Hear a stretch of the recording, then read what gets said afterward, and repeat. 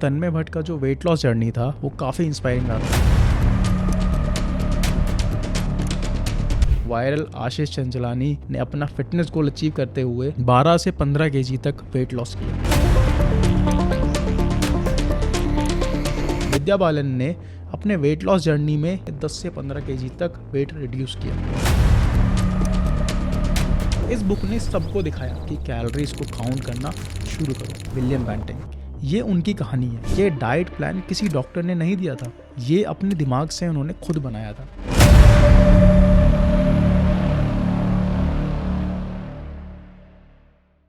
अगर आप थोड़ा मोटे थे तो सब लोग कहते थे, वाह कहाँ से खाना खाया भाई, हमें ये बताओ कौन सी चक्की का आटा खाते हो।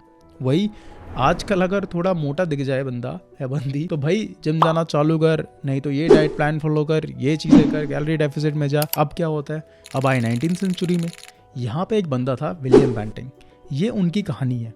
और ये अपनी लाइफ से इतना फ्रस्ट्रेटेड हो गए थे क्योंकि पेट का साइज़ जो है वो आए पे दिन बढ़ता ही जा रहा था। तो बंदे ने एक दिन बैठ के डिसाइड किया कि भाई कुछ तो करना पड़ेगा। और कुछ क्या करना पड़ेगा, तो विलियम भाई ने अपनी डाइट बदली, कम कार्ब्स किए, ज़्यादा प्रोटीन्स किए। और होल्ड ऑन, ये डाइट प्लान किसी डॉक्टर ने नहीं दिया था, ये अपने दिमाग से उन्होंने खुद बनाया था। एंड गेस व्हाट, ये चल गया। बंदा जी ने अपनी बॉडी को स्लिम डाउन कर लिया, वो भी इसी डाइट से, और अपना फेमस पैम्फलेट लिखा, लेटर ऑन कॉर्पुलेंस। इस पैम्फलेट में सबको बताया कि low carbs high protein diet से वेट लॉस पॉसिबल है। पहली बार वर्ल्ड ने बैंटिंग डाइट सुना उस टाइम पर। फिर क्या हुआ, 20th सेंचुरी ने वेट लॉस को एक फुल फ्लेज इंडस्ट्री बना दी। वेट लॉस का आइडिया तब बहुत पॉपुलर हो गया। अब क्या होता है, 1917 में डॉक्टर लुलू हंट पीटर्स ने अपनी फेमस बुक लिखी, a diet and health with की टू द कैलोरीज। इस बुक ने सबको दिखाया कि कैलोरीज को काउंट करना शुरू करो, तब जाके वेट लॉस होगा। मतलब आज जो आप कैलोरी काउंटिंग एप्स यूज़ करते हो उनका सीधा कनेक्शन है इस बुक से। और वर्ल्ड वॉर 2 के बाद हुआ धमाका। फिर 1960s से लेकर 70s में जब लोग थोड़ा और मॉडर्न हुए, वो वेट लॉस को एक ट्रेंड बन गया उस टाइम पर। तो भाई आजकल सबको फिट होना है, कोई जिम जा रहा है तो कोई डाइट खा रहा है, किसी तरीके की डाइट फॉलो कर रहा है, कीटो और पता नहीं क्या क्या। तो ऐसे टाइम पर वेट वॉचर्स जैसे वेट लॉस प्रोग्राम ने मार्केट को फुल बर्न कर दिया एकदम। और अब आज की बात करें तो वेट लॉस का पता है $1 बिलियन की इंडस्ट्री बन गई है। सबको लगता है कि एक मैजिक पिल या फिटनेस ट्रेंड से वेट लॉस हो जाएगा। आजकल तो कोई डाइट कर रहा होता है तो कोई इंटरमिटेंट फास्टिंग, फास्टिंग वाला पॉडकास्ट ज़रूर देखना, यहाँ पे इस बहाने प्रमोट भी कर देता हूँ। तो कोई डिटॉक्स का जूस पी रहा है। बस थोड़ा सबको ये समझना है कि वेट लॉस का मैजिक एक दिन का काम नहीं है। डाइट थोड़ा स्लो चलती है पर रिजल्ट्स जो हैं लॉन्गर टर्म में आपको अच्छे और ग्रेट अचीव होंगे। ग्रेट रिजल्ट्स की बात में विद्या बालन जी की वेट लॉस जर्नी आप सबने सुनी होगी। और एक नया टर्म यहाँ पे जिसको बोलते हैं ना इजाद हुआ, वो क्या था, इन्फ्लेमेशन। विद्या बालन ने अपने वेट लॉस जर्नी में योगा और बैलेंस डाइट को अपनाया। रिपोर्ट्स के मुताबिक उन्होंने अपनी रूटीन में डेली योगा और प्रॉपर पोर्शन कंट्रोल रखा, जिससे उन्होंने 10 से 15 केजी तक वेट रिड्यूस किया। उनकी डेडिकेशन का ये एग्जाम्पल है। और एक क्लिप में उन्होंने बोला भी था, शेयर भी किया था कि ये फैट नहीं है, ये इन्फ्लेमेशन है। तो फिर उन्होंने ऐसे फूड्स को अवॉइड किया जो फूड्स उन्हें इन्फ्लेमेशन कॉज करते थे। और एंटी इन्फ्लेमेटरी फूड्स कौन से हैं, ये सब मैं बताने वाला हूँ। आज सबके बारे में आप बात करेंगे क्योंकि आज हम वेट लॉस को एक दूसरे नज़रिए से देखेंगे। और एक बात जान लो, योगा मेटाबॉलिज्म को बूस्ट करता है और कॉर्टिसोल जो कि स्ट्रेस हार्मोन है हमारा, उसको कंट्रोल करने में हेल्प करता है। विद्या बालन का ट्रांसफॉर्मेशन सोशल मीडिया पे वायरल हुआ। अब वो अपने योजिक ग्लो के साथ ज़िंदगी जीत रही हैं। पूरा सोशल मीडिया ये कह रहा है कि ये है फिटनेस का असली मंत्र। और अब बात शुरू हुई है, गले से निकली है, तो वायरल आशीष चंचलानी ने अपना फिटनेस गोल अचीव करते हुए उन्होंने भी 12 से 15 केजी तक वेट लॉस किया। जिम, कार्डियो और हाई प्रोटीन डाइट ने उनकी बॉडी ट्रांसफॉर्मेशन में मदद की, लेकिन उन्होंने अनहेल्दी हैबिट्स को रिप्लेस करके डिसिप्लिन लाइफस्टाइल को फॉलो किया। और एक वीडियो में उन्होंने ये भी शेयर किया था कि भाई क्या कर रहा था मैं, मतलब अपने बारे में जब वो अपने आप से बात कर रहे थे तो उन्होंने बोला था कि मैं इतने टाइम तक मैंने क्या कर लिया। लेकिन मैं एक चीज़ बता दूँ आपको, every day is a new day with a new morning. जब आप उठते हो ना तब आपके लिए सवेरा हो जाता है। बट आज मैं आपको मोटिवेशन नहीं, एक टिप देना चाहूँगा यहाँ पे जो कि आपके लिए बहुत हेल्पफुल है। वो क्या है, हाई प्रोटीन डाइट में थर्मोजेनेसिस को ट्रिगर करते हैं जिससे फैट बर्निंग को एक्सेलरेट होती है। अब आशीष चंचलानी का वेट लॉस वीडियो वायरल हुआ था, उन्होंने फिटनेस और ह्यूमर को कंबाइन कर दिया। अब जिम में उनकी सेल्फीज देखकर लोग कह रहे हैं ये चंचलानी जी का 2.0 वर्जन है। वैसे कमेंट में लिख कर बताना कि आपका 2.0 वर्जन उड़ान कब भर रहा है, क्योंकि बहुत तो आपने डाइट फॉलो कर लिया, बहुत वर्कआउट, अब एक डेडिकेशन के साथ कब आप उतर रहे हो अपने 2.0 के साथ। वेल ह्यूमर की बात हो रही है तो तन्मय भट्ट का जो वेट लॉस जर्नी था वो काफ़ी इंस्पायरिंग रहा था और आप सब ने सुना भी होगा उस बारे में, जिसमें उन्होंने अराउंड 110 किलो से ज़्यादा उनका वेट था उस टाइम पर, जिसमें से कि 30 से 40 किलो तक रिड्यूस कर दिया। कैलोरी डेफिसिट और स्ट्रेंथ ट्रेनिंग उनकी जर्नी का एक मेजर एस्पेक्ट थे, लेकिन कैलोरी डेफिसिट और स्ट्रेंथ ट्रेनिंग से फैट लॉस और मसल प्रिवेंशन होता है।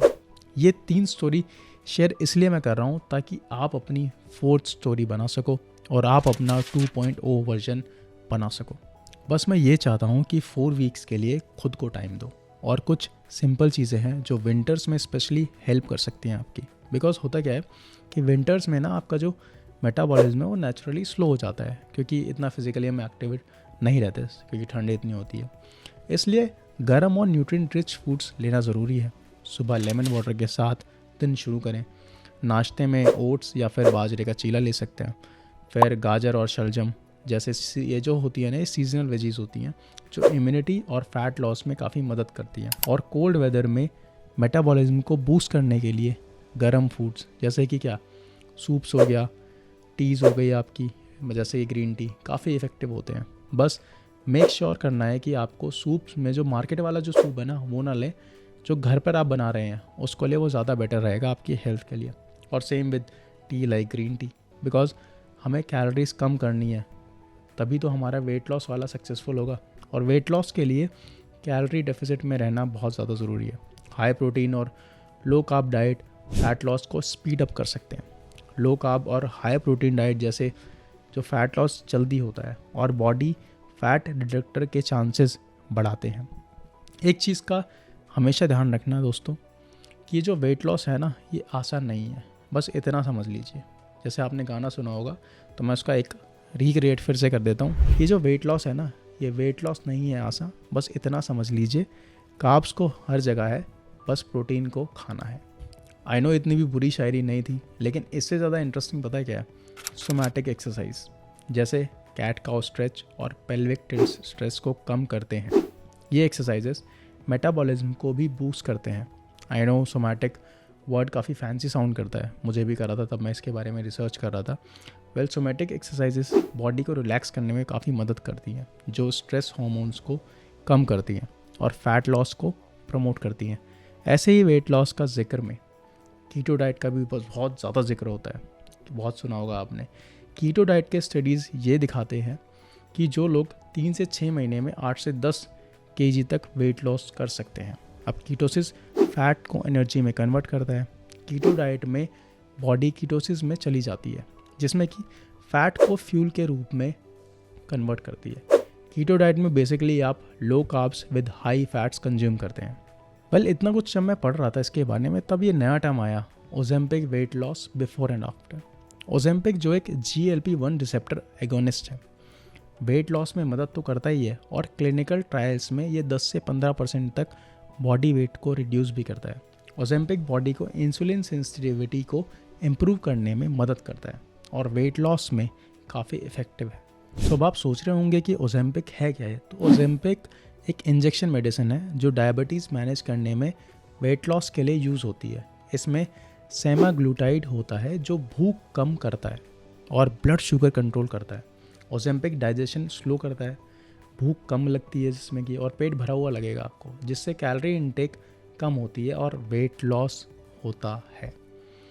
अब इस चीज़ का ध्यान रखना, हफ्ते में एक बार इंजेक्शन के रूप में दिया जाता है।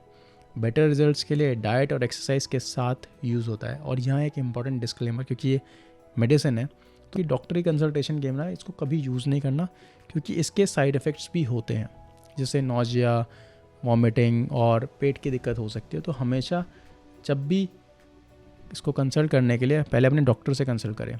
और दिक्कत से याद आया, विद्या बालन जी ने कहा था कि इन्फ्लेमेशन के बारे में डिस्कस किया था कि इन्फ्लेमेशन कॉजिंग फूड्स कौन से हैं।